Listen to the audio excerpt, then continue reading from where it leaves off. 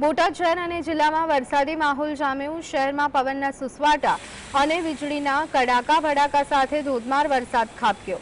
ધોધમાર વરસાદ વરસતા રસ્તા પર પાણી વહેતા થયા તો શહેરના પાળિયાદ, ગઢડા, ઢાંકણિયા, હિફલી, જ્યોતિગ્રામ સર્કલ, નાગલપર, દરવાજા સહિતના વિસ્તારોમાં વરસાદે ભારે તારાજી સર્જી।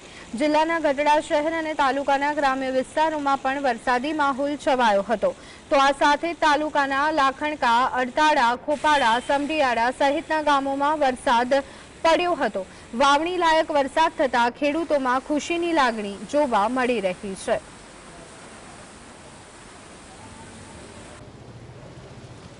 તો બોટાદ જિલ્લાના ગઢડા તાલુકામાં મુશળધાર વરસાદ અને વીજળીના કડાકા સાથે ગ્રામ્ય વિસ્તારોમાં તોફાની માહોલ સર્જાયો છે। ઢસા, પાટણા, પીપરડી અને વિકડિયા ગામોમાં છેલ્લા 3 કલાકથી અવિરત ધોધમાર વરસાદ વરસી રહ્યો છે। તો ગઢડામાં અવિરત વરસાદ વરસી રહ્યો છે। અનેક જગ્યા ઉપર પાણી ભરાયા હોવાના દ્રશ્યો સામે આવી રહ્યા છે। તંત્ર દ્વારા અત્યારે હાલ કામગીરી કરવામાં આવી રહી છે। સ્થાનિક લોકોને ભારે હાલાકીનો સામનો કરવાની નોબત આવી છે।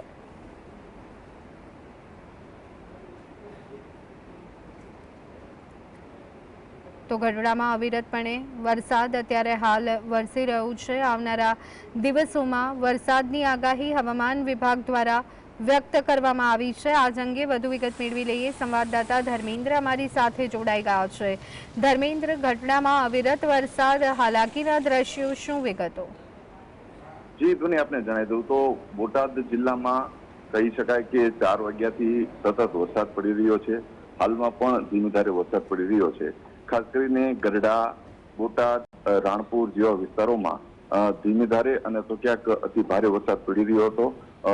બોટાદમાં કહેવાય કે 5:45 વરસાદનું આગમન થયું અને સતત ધોધમાર વરસાદ લગભગ 1.5 કલાક જેવો વરસાદ પડ્યો હતો અને એક અટિકા ગાડી જે ઉતાવળી નદીના પાણીના વહેણમાં તણાતી હોય તેવા પણ દ્રશ્યો વાયરલ થયા હતા। જે કહી શકાય કે અટિકા ગાડી જે પાણીના વહેણમાં તણાઈ અને નાળાની પાસે એક પ્રોટેક્શન વોલ પાસે આવી અને થંભી ગઈ હતી। જે આ દ્રશ્યો જોઈ અનેક લોકો જોવા માટે ટોળે વળી ગયા હતા। ત્યારે કહી શકાય કે પાણીના જે કહેવાય દ્રશ્યો બોટાદના સતત તમામ વિસ્તારો અને રસ્તા પર જોવા મળી રહ્યા છે।